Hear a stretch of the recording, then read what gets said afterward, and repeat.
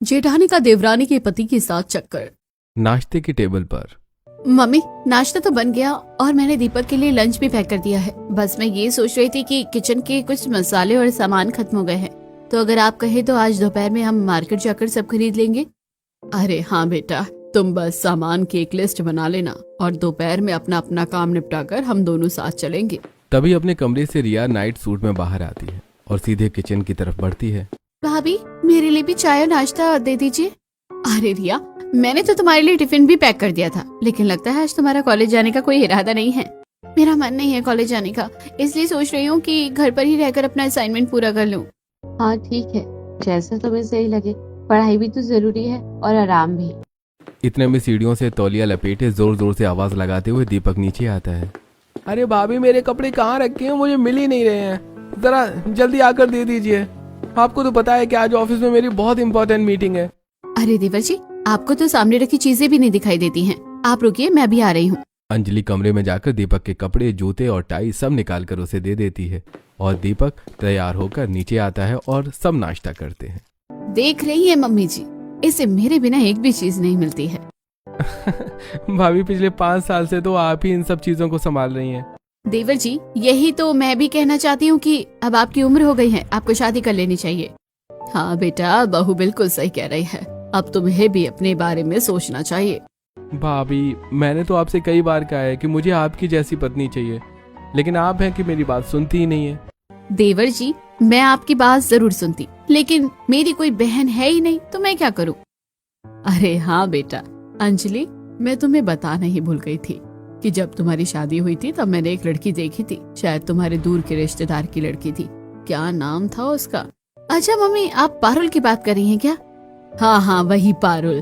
क्या उसका कहीं रिश्ता तय हो गया है? नहीं मम्मी, अभी तो नहीं हुआ है, लेकिन शायद उसके पापा इस साल उसकी शादी कराने का सोच रहे हैं। भाभी, आप उनसे मना कर दीजिए। आपको तो पता ही है, मुझे पारुल बहुत अच्छी लगती है और उसी से मेरी शादी की आप बात चला दीजिए।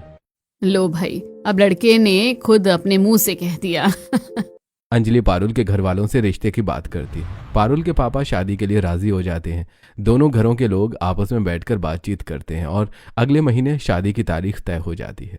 कुछ ही दिनों में दीपक और पारुल की शादी धूमधाम से हो जाती है और आज पारुल का गृह प्रवेश है। अरे आओ आओ पारुल, सॉरी देवरानी जी, अब दाहिने पैर से कलश को गिराते हुए घर में प्रवेश करो। पारुल गृह प्रवेश करती है और धीरे धीरे अपने कमरे की तरफ बढ़ती है। तभी रिया मजाकिया अंदाज में कमरे के दरवाजे पर खड़ी होकर रास्ता रोक लेती है। अरे रिया, तुम इस तरह दरवाजा क्यों रोक रही हो? यार, मैं बहुत थक गया हूँ, मुझे अंदर जाने दो। नहीं भैया, ऐसे नहीं, पहले मुझे मेरा गिफ्ट दो और नई भाभी आप मुझे शगुन दो, तब जाकर आपको कमरे में एंट्री मिलेगी। पारुल मुस्कुराते हुए अपने पर्स से कुछ पैसे निकालकर रिया को दे देती है। चलो भैया, अब मेरा गिफ्ट दो जल्दी से। अरे यार, मैं तो कुछ नहीं लाया। मुझे पता था, इसलिए मैंने गिफ्ट ले लिया था। ये लो, अपने हाथ से दो रिया को।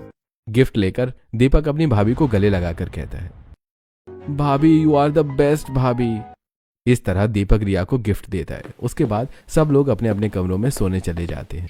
अगली सुबह होती है। पारुल आईने के सामने तैयार होते हुए दीपक से पूछती है, दीपक, देखना जरा मैं कैसी लग रही हूँ? अरे बहुत अच्छी लग रही हो, वैसे ये रंग तो भाभी पर ज्यादा सूट करता है। दीपक की बात सुनकर पारुल उदास होती है और रसोई में जाती है और अपनी पहली रसोई में पारुल तरह तरह के पकवान बना देती है। थोड़ी देर बाद दीपक ऑफिस के लिए निकल जाता है। रिया कॉलेज चली जाती है और रमेश खेत देखने के लिए गांव गए होते हैं। अरे बेटा, तुम तो सुबह से ही किचन में लगी हुई हो, अब जाओ अपने कमरे में जाकर थोड़ा आराम कर लो।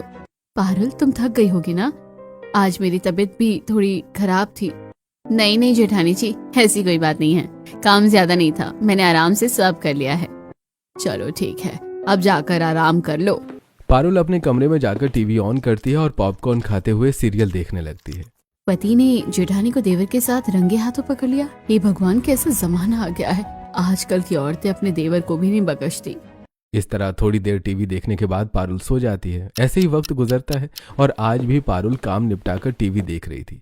दरअसल उसे टीवी सीरियल देखना बहुत पसंद है और वो भी क्राइम पेट्रोल और सावधान इंडिया जैसे सीरियल, जिनमें रिश्तों के बीच होने वाले क्राइम धोखे को दिखाकर लोगों को जागरूक किया जाता है। ये क्या, आज के एपिसोड में भी जेठानी का अपने ही देवर के साथ अफेयर है और देवर जी अपनी बीवी के होते हुए उसे धोखा दे रहा है? वाकई ही कलयुग चल रहा है। अब ऐसे ही सीरियल देखकर वो सो जाती है और कुछ देर बाद दीपक आता है और सोफे पर बैठी अंजलि कहती है, अरे दीपक, तुम आ गए। मेरी तबीयत ठीक नहीं है और तुम्हें पता है कि जब मुझे लो फील होता है तो मेरा आइसक्रीम खाने का मन करता है। अरे भाभी, आप फोन करके बता देती, मैं ले आता। तुम्हारे भैया यहाँ होते ही नहीं है और वो अपने काम में इतने बिजी होते हैं कि सुबह से कॉल करके मेरी खबर भी नहीं ली। भाभी, आप भैया पर गुस्सा मत कीजिए, उन्हें जब टाइम मिलेगा वो कॉल कर लेंगे। चलिए मैं आपको आइसक्रीम खिलाने ले चलता हूँ, बस पारुल को बताकर आता हूँ। दीपक कमरे में जाता है और देखता है कि पारुल आराम से सो रही है। अरे पारुल, पारुल, आज भाभी को आइसक्रीम खाने का बहुत मन कर रहा है, तुम्हारे लिए भी ले आऊं क्या? नहीं, मुझे नहीं खानी। ठीक है, फिर मैं जा रहा हूँ। अंजलि और दीपक दोनों आइसक्रीम खाने बाहर चले जाते हैं। थोड़ी देर बाद पारुल की नींद खुलती है और उसे याद आता है कि उसने छत पर कुछ कपड़े धोकर सुखाए थे। पारुल तुरंत कपड़े उतारने छत की तरफ जाती है। तभी अपनी छत में खड़ी कमलेश चाची अपनी बहू से बातें करती हुई दिखाई देती हैं। अरे रजनी, लगता है ये सरला की छोटी बहू है। हाँ मम्मी, वही। अरे बेटा, तुम क्या घर के कामों में उलझी रहती हो? तुम्हारी तो नई नई शादी हुई है, कहीं घूमने फिरने जाया करो। हाँ चाची जी, जाएंगे, बस मेरे पति को उनकी भाभी से फुर्सत मिल जाए तो। हाँ बेटा, सही कह रही हो तुम। अब देखो, राहुल तो यहाँ रहता ही नहीं है, काम के सिलसिले से बाहर ही रहता है, तो दीपक को ही सबके काम देखने पड़ते हैं। हाँ चाची जी, बस ऐसा ही है। अरे तुम टेंशन मत लो, अंजलि बहू बहुत अच्छी है। और फिर दीपक जब छोटा था तब उसकी शादी हुई थी, बड़े नखरे उठाए हैं उसने। दोनों देवर भाभी की बॉन्डिंग अच्छी है। पड़ोसन के मुंह से ये सारी बातें सुनकर पारुल के तन बदन में आग सी लग जाती है। उसके दिमाग पर टीवी सीरियल का असर गहराता जा रहा है। थोड़ी देर बाद अंजलि और दीपक हंसते हुए घर आते हैं। क्यों जेठानी जी, अब हो गई आपकी तबीयत ठीक? सुबह से तो आप बिस्तर से उठ भी नहीं पा रही थी। पारुल, तुम भाभी से इस तरह बात क्यों कर रही हो? तुम मुझे ये मत सिखाओ कि मुझे क्या करना है और क्या नहीं। मुझे लेकर भी तुम्हारी कोई जिम्मेदारी है या नहीं? ये पड़ोसन तक मुझसे पूछ रही हैं कि मैं बाहर घूमने क्यों नहीं जाती। तो इसमें कौन सी बड़ी बात है? कह दो कि जब राहुल भैया आएंगे तब मैं अपनी जिम्मेदारियां उन्हें सौंप कर तुम्हें कुछ दिनों के लिए घुमा लाऊंगा। पता नहीं भैया कब आएंगे। ये कहकर पारुल गुस्से में किचन की तरफ चली जाती है और गुस्से में ही सारा खाना बनाती है। सब लोग खाना खाकर अपने अपने कमरों में सोने चले जाते हैं, लेकिन पारुल के मन में अजीब सी बेचैनी बनी रहती है। पारुल, कल मुझे शहर से बाहर जाना पड़ेगा। कुछ बाहर के क्लाइंट्स आए हुए हैं, उनके साथ मीटिंग्स हैं। तुम मुझे सुबह उठा देना और मेरे कपड़े प्रेस करके रख देना। पारुल बिना कोई जवाब दिए चुपचाप सो जाती है। सुबह दीपक तैयार होकर ऑफिस के लिए निकल जाता है, बिना पारुल से कोई बात किए। अंजलि भाभी, कितने दिन हो गए हमें बाहर गए हुए, और अब तो पारुल भाभी भी आ गई हैं। चलो आज बाहर चलते हैं शॉपिंग करने। नहीं नहीं, तुम तीनों अकेले बाहर नहीं जाओगे, दीपक को आने दो, उसी के साथ जाना। मम्मी, आपको तो पता है ना, भैया मुझे कभी अपने साथ नहीं ले जाते। क्या मतलब रिया, दीपक तुम्हें कभी शॉपिंग कराने नहीं ले जाता? और नहीं तो क्या भाभी, मैं तो हमेशा पापा के साथ या राहुल भैया के साथ ही शॉपिंग करती हूँ। हाँ पारुल, दीपक ऐसा ही है, बस मेरा काम करा देता है, पता नहीं कितना शर्म करता है। तभी बैठक की तरफ से रमेश घर में प्रवेश करते हैं और अंजलि की बातें सुन लेते हैं। अरे अंजलि बेटा, मेरा दीपक बहुत समझदार है। उसे पता है कि उसका भाई बाहर रहता है, इसलिए घर की सारी जिम्मेदारी उसने खुद उठा रखी है। हाँ पापा, मैं तो पारुल को यही समझा रही थी। पारुल, तुम्हें पता है मुझे भी मायके दीपक लेकर जाता है, और अब मैं कल से कह रही हूँ कि मेरी मम्मी बुला रही है, लेकिन उसको टाइम ही नहीं मिल रहा है। ये सब सुनकर पारुल के मन में बेचैनी और गहरी हो जाती है और उसका दिमाग पूरी तरह टीवी सीरियल की बातों की तरफ चला जाता है। अब तुम ननद भाभी कोई काम भी करोगी या यहीं बैठकर गपशप करती रहोगी? शाम होने वाली है, दीपक भी ऑफिस से आने वाला होगा, कुछ खाने पीने का इंतजाम कर लो। हाँ मम्मी जी, मैं खाना बना देती हूँ। 5 बजे तक दीपक भी ऑफिस से घर आ जाता है। दीपक को देखते ही रिया अचानक उठकर उसके पास आ जाती है। भैया, मुझे आज शॉपिंग पर जाना है। 1-2 दिन में कॉलेज में फेयरवेल पार्टी है, मुझे एक साड़ी खरीदनी है, आप प्लीज मेरे साथ चलो। रिया, अब तो इतनी बड़ी हो गई है, लेकिन अक्ल अभी भी नहीं आई। वो अभी अभी ऑफिस से थका हारा आया है, उसे बैठकर पानी तो पी लेने दे। आप लोग बिना बात के हमेशा मुझे ही डांटते रहते हो। जाओ, मुझे नहीं करनी कोई शॉपिंग। रिया गुस्से में उठकर वहाँ से जाने लगती है। अरे रिया, ऐसे गुस्सा नहीं करते। देख, मैं आज शाम को अपने मायके जा रही हूँ, उधर से आते हुए मार्केट पड़ती है, मैं तेरे लिए साड़ी ले आऊंगी। लेकिन जेठानी जी, आप मायके किसके साथ जाओगी? भैया तो घर पर है नहीं। अरे पारुल, कैसी बात कर रही हो तुम? मुझे तो हर बार मायके दीपक ही लेकर जाता है। अंजलि की ये बात सुनते ही पारुल अंदर ही अंदर बुरी तरह परेशान हो जाती है। पारुल का ध्यान तुरंत उन टीवी सीरियल्स की तरफ चला जाता है जिनमें जेठानी बहाने से देवर के साथ बाहर जाती है, फिर साथ में रेस्टोरेंट में खाना और मूवी देखने तक चली जाती है। गुस्से में भरी हुई पारुल तुरंत कमरे में आती है। दीपक, रिया तुम्हारी छोटी बहन है, उसको लेकर भी तुम्हारी कोई जिम्मेदारी है या नहीं? अरे पारुल, मैंने अपनी जिम्मेदारी से कम मुंह मोड़ा है। हाँ हाँ, जिम्मेदारी तो बस जेठानी जी को लेकर ही याद आती है। उन्हें मायके ले जाने का तुम्हारे पास पूरा समय है, लेकिन अपनी बहन को तुम शॉपिंग तक नहीं करा सकते। पारुल की बातों को दीपक अनसुना कर देता है। दीपक गाड़ी की चाबी उठाता है और अंजलि को उसके मायके छोड़ने के लिए निकल जाता है। वापसी में दीपक रिया के लिए शॉपिंग भी करवा देता है और अंजलि अपने लिए भी कुछ सामान ले लेती है। घर जाकर अंजलि सारा सामान हॉल में बैठकर पारुल और सरला को दिखाती है। बेटा ये सब तो ठीक है, लेकिन तुम पारुल के लिए भी तो कुछ ले आती। क्यों मम्मी, मुझे दिलवाने के लिए मेरा पति है ना, वो भी तो मुझे शॉपिंग कराने ले जा सकता है। हाँ बेटा, ले जा सकता है। तो फिर पूछिए इससे, क्यों नहीं ले जाता। मेरी शादी को 6 महीने होने वाले हैं। आज तक मैं इस घर से बाहर नहीं निकली दीपक के साथ, क्योंकि मेरी जेठानी ही इनका पीछा नहीं छोड़ती। पारुल के मुंह से अंजलि के लिए ऐसी बातें सुनकर सरला को बहुत गुस्सा आ जाता है। पारुल, जैसा तुम सोच रही हो वैसा कुछ भी नहीं है। मेरा बड़ा बेटा शहर से बाहर नौकरी करता है, घर की जिम्मेदारियां दीपक संभालता है और वो अंजलि को सिर्फ काम के लिए ही ले जाता है, घुमाने के लिए नहीं। बस बस मम्मी जी, आपकी आंखों पर विश्वास की पट्टी बंधी होगी, मुझे मत सिखाइए। बेटा, शक की बुनियाद पर रिश्ते नहीं चलते। तुम दीपक और अंजलि के पवित्र रिश्ते पर शक कर रही हो। एक बार और सोच लो, इससे तुम्हारा घर टूट सकता है। मैं क्या सोचूं मम्मी जी, जब से मैं इस घर में आई हूँ मेरे सामने यही सब हो रहा है। मैं कब तक अपने मन को समझाती रहूं। पारुल, तुम जो ये सीरियल देखती रहती हो ना, इनका तुम्हारे दिमाग पर बहुत गलत असर पड़ रहा है। हाँ भाभी, आप बिल्कुल सही कह रही हो, उन सीरियल्स में यही सब दिखाया जाता है। ये कहते हुए पारुल गुस्से से अपने कमरे में चली जाती है और किसी की भी बात सुनना नहीं चाहती। पारुल गुस्से में कमरे में चली जाती है, तभी पीछे से अचानक राहुल घर में प्रवेश करता है। हाँ भाई, कैसे सब बैठे बात कर रहे हो? मेरे आने से पहले ही क्या मुझे भगाने की प्लानिंग हो रही थी?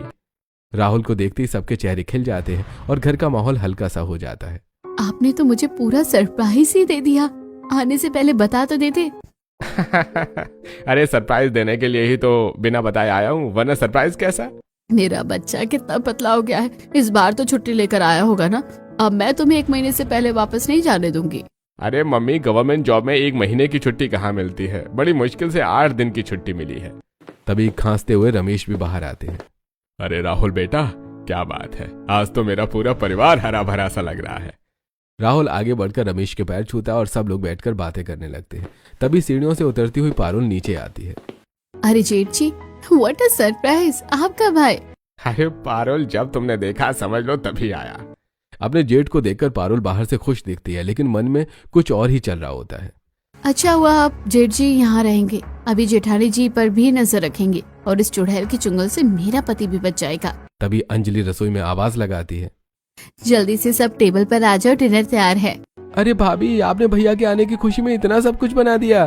और नहीं तो क्या, आज सब कुछ राहुल की पसंद का बनाया है। ओह शिट, मैंने गैस पर दूध उबलने रख दिया था, अभी बंद करके आती हूँ। इसमें तो नमक थोड़ा कम है। रुको बेटा, मैं नमक ले आती हूँ। नहीं मम्मी, मैं ही ले आता हूँ। जैसे ही दीपक उठकर रसोई में नमक लेने जाता है, अंजलि वहां पहले से मौजूद होती है।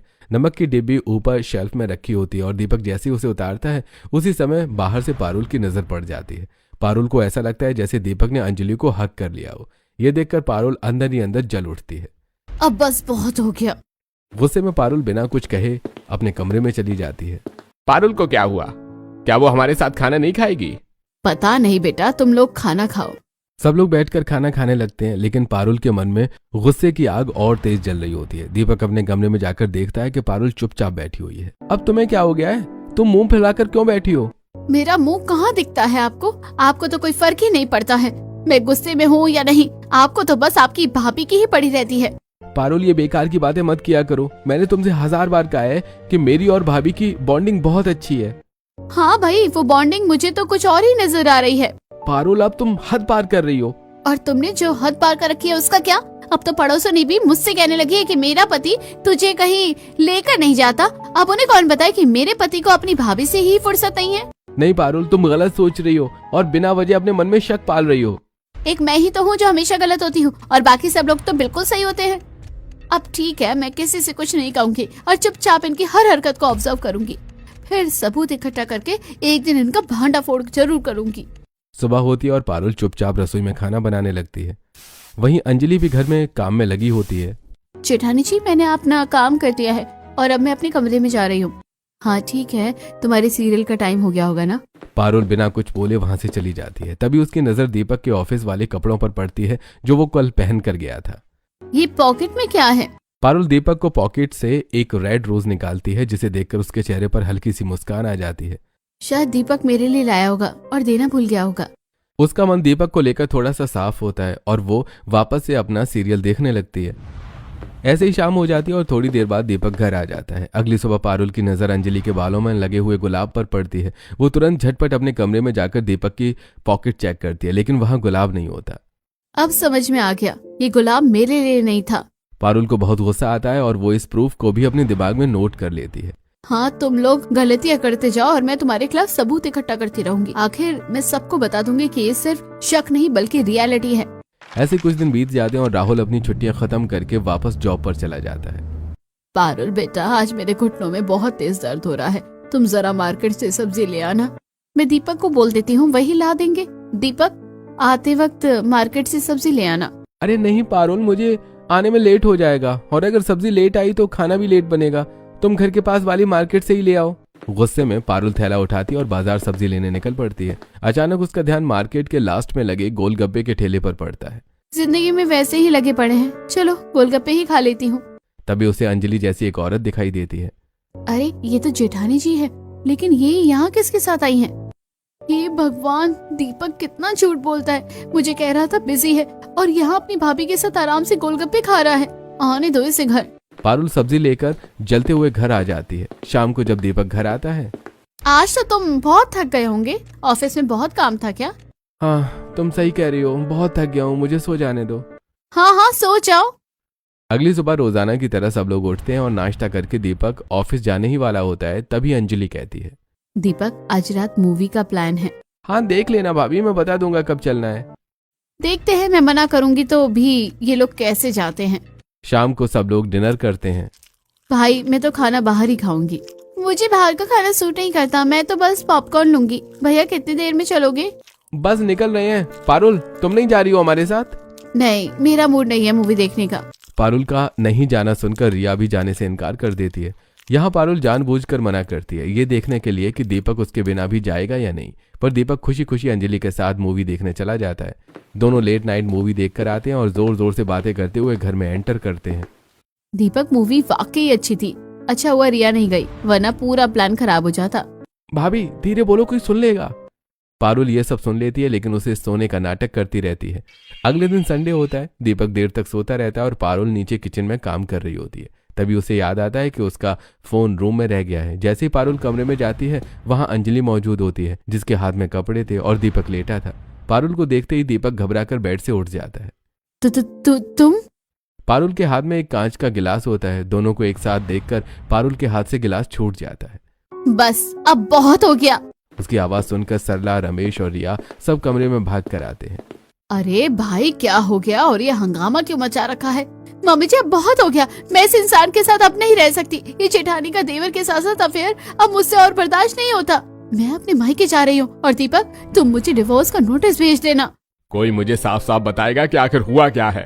अरे आप बिल्कुल भी टेंशन मत करिए। आप नीचे बैठक में जाकर आराम से बैठिए, वरना आपका बिना वजह बीपी बढ़ जाएगा। टिया बेटा, अपने पापा को नीचे बैठक में लेकर जाओ बेटा। रिया रमेश को सहारा देकर हॉल में ले जाती है। पारुल, अब तुम मुझे साफ साफ बताओ कि आखिर हुआ क्या है। मम्मी जी, अगर एक बात हो तो बताओ ना। अरे हाँ हाँ बताओ पारुल, तुम्हारे दिमाग में क्या क्या चल रहा है और तुमने क्या क्या सोच लिया है? मम्मी जी, मुझे पहले से ही शक था, लेकिन अब ये शक पूरी यकीन में बदल गया है कि जेठानी जी का मेरे पति के साथ चक्कर जरूर चल रहा है, क्योंकि मैंने ये सब एक बार नहीं बल्कि कई बार अपनी आंखों से देखा है। बेटा, कई बार हमारी आंखें भी हमें धोखा दे जाती हैं, क्योंकि हमारी आंखें वही देखती हैं जो हमारा दिमाग हमें दिखाना चाहता है। मम्मी जी, आप कहना क्या चाहती हैं? अगर मैं दोनों को एक साथ देखूं तब भी कुछ ना सोचूं? बेटा, सोचना जरूर चाहिए, लेकिन गलत नहीं सोचना चाहिए। मम्मी जी, आपको नहीं पता, मैंने ये सब एक बार नहीं बल्कि कई बार देखा है। अब मैं इस घर में नहीं रह सकती। पारुल अपना सामान पैक करके घर से जाने लगती है, तभी उसे रोकते हुए, बेटा, जो सब देखा वो झूठा है। दरअसल ये सब हमारी साजिश थी, क्योंकि तुम रोज सीरियल में ऐसी ही कहानियां देखती थी और वही चीजें तुम्हारे दिमाग में घर कर गई थी। और नहीं तो क्या, तुम्हें समझाने का हमारे पास यही एक रास्ता बचा था। पारुल, अब मैं ही बता देता हूँ कि तुम कौन कौन सी बातें मम्मी को बताने वाली हो। वो रेड रोज वाली, या फिर मार्केट में गोलगप्पे के पास भाभी और मेरा एक साथ होना, और हाँ, एक साथ लेट नाइट मूवी देख कर आना और अब बेड पर बैठे हुए देखना। राहुल और दीपक 2 रेड रोज खरीदते हैं। दीपक जानबूझकर एक रेड रोज अपनी पॉकेट में रख लेता है और राहुल का दिया हुआ रेड रोज अंजलि अपने बालों में लगा लेती है। उस दिन मार्केट में सब्जी लेने मम्मी ने तुम्हें जानबूझकर भेजा था ताकि तुम हम दोनों को एक साथ देख सको। और जिस दिन मूवी का प्लान था उस दिन रिया को मूवी देखने से मना भी मैंने ही खुद किया था और हम मूवी देखने नहीं बल्कि भैया से मिलने गए थे। और बेटा रही बात आज की, तुमने अंजलि और दीपक को कमरे में एक साथ जरूर देखा, लेकिन ये ध्यान नहीं दिया कि अंजलि के हाथों में कपड़े थे और दीपक बेड पर लेटा हुआ था। इसका क्या मतलब है मम्मी जी, मैं समझ नहीं पा रही हूँ। जब इंसान के मन में शक घर कर जाता है ना तो उसे गलत बातें भी सच लगने लगती हैं। अब तुम्हें यकीन हो गया होगा कि ये सब हमने जानबूझकर किया ताकि तुम्हारा दिमाग वही सोचे और आखिर में हम तुम्हें सच्चाई समझा सकें। और नहीं तो क्या बेटा, हम तीनों ने तुम्हें पहले ही समझाने की कोशिश की थी, लेकिन तुमने एक भी बात नहीं मानी। आप भी इस पूरे प्लान में शामिल थी। देखो पारुल, इंसान जैसा सोचता है धीरे धीरे वैसा ही बन जाता है। तुम हर समय सीरियल्स में इतनी उलझ गई थी कि अपनी जिंदगी को उन्हीं किरदारों से जोड़ने लगी थी। आप सही कह रही हैं भाभी जी, मुझे सच में लगने लगा था कि मैं एक विक्टिम हूँ और सब कुछ मेरी जिंदगी से जुड़ा है। मैंने तुम्हें कई बार समझाने की कोशिश की लेकिन तुमने मेरी बात नहीं सुनी। गलती मेरी भी है, मैंने तुम्हें वक्त नहीं दिया। ऑफिस और जिम्मेदारियों से इतना उलझ गया कि तुम्हें अकेला छोड़ दिया। प्लीज मुझे माफ कर दो पारुल। मुझे सबसे ज्यादा दुख इस बात का है कि आपने कभी मुझे प्यार से बैठकर समझाया ही नहीं। बेटा तुम्हारा दर्द बिल्कुल जायज है। मुझसे बहुत बड़ी गलती हो गई, लेकिन अब समझो हर बात को देखने के 2 नजरिए होते हैं, सही और गलत। मुझे माफ कर दीजिए, अब मैं जिंदगी भर किसी रिश्ते पर शक नहीं करूंगी। घर का माहौल हल्का हो जाता है और रिश्तों में भरोसा लौट आता है।